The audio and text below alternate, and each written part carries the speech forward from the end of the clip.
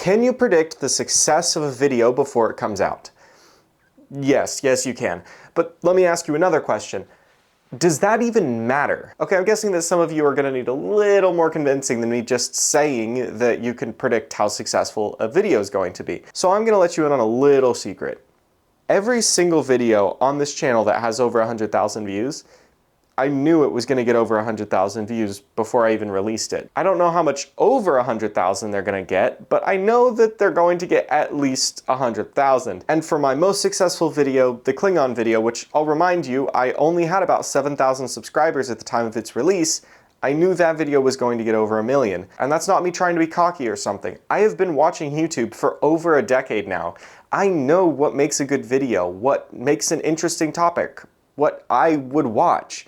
I'll admit I'm not the best at determining the upper bounds of a video's views, but I'm very good at knowing a minimum, and that's really all that matters a lot of the time. And I don't think that's that hard to believe either. I mean, is it really much of a stretch to say that a video about some new find deep in MrBeast analytics is going to get over 100,000 views?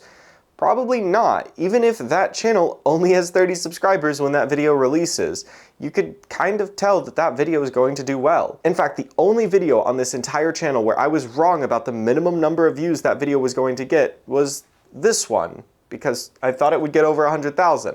But that's because I didn't expect y'all to force me to delete 90% of the video within 8 hours. It would have gotten to 100,000 views, and that's proven by the fact that the sequel is now over 200,000. So that finally now brings me back to why I asked that follow-up question in the first place.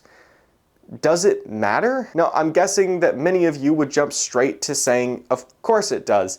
And you're right, but why does it matter? You see, I think that there's a problem on YouTube. Actually, it's a problem with almost every creative industry, and that's the fact that I'm not the only one that's good at predicting how successful a video is going to be. Now, you'd think that would be a good thing. After all, if you know what's going to succeed and what won't, then just only make what's going to succeed. But that misses the point. Look, if you're making an airplane or an ad, making the most successful version of that thing is the most important. But when you're making art, is it? Should the success of what you're making be the most important factor in you making it? I think we all know the answer to that, but I think it also depends on what we define as successful. I believe that the importance of art isn't just how many people it reaches, but how it reaches them, how deeply it impacts them, how it makes them think. To me, all of that is infinitely more important than how many views it gets. If I made a video that only one person watched, but that person's life was drastically changed for the better, then I would take that any day over 1 million people watching it and forgetting it 2 seconds later. Of course, you can have something that achieves both. I think the Dune movies are a great example of this.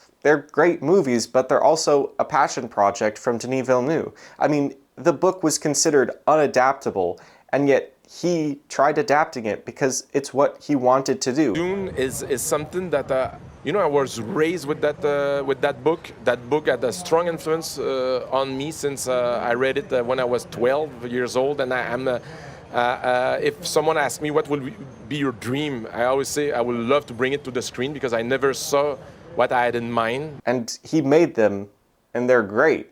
So being able to predict something's success can be important, but how you use that information comes down to, well, what you prioritize. Now, for me personally, I prioritize the impact and the art, but then why did I say that being able to predict it does matter?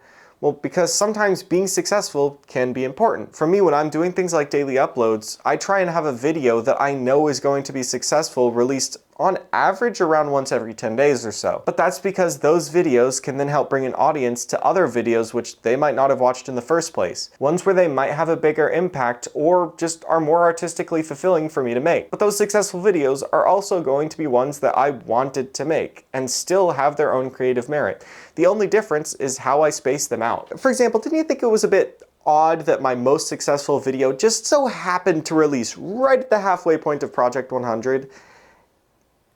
Yeah, that was on purpose.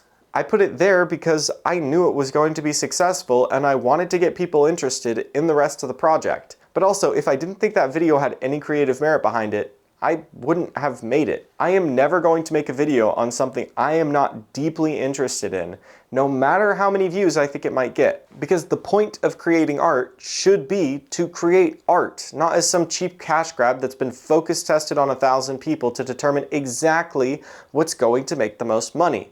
because I'm going to tell you the most important part of this.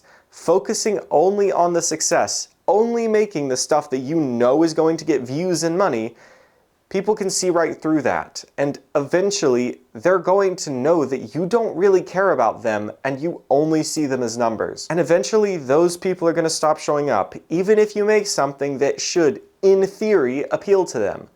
You didn't care about them, and so they don't care about you. Anyways, I hope you enjoyed the video. Be sure to subscribe for daily uploads, and I will see you tomorrow.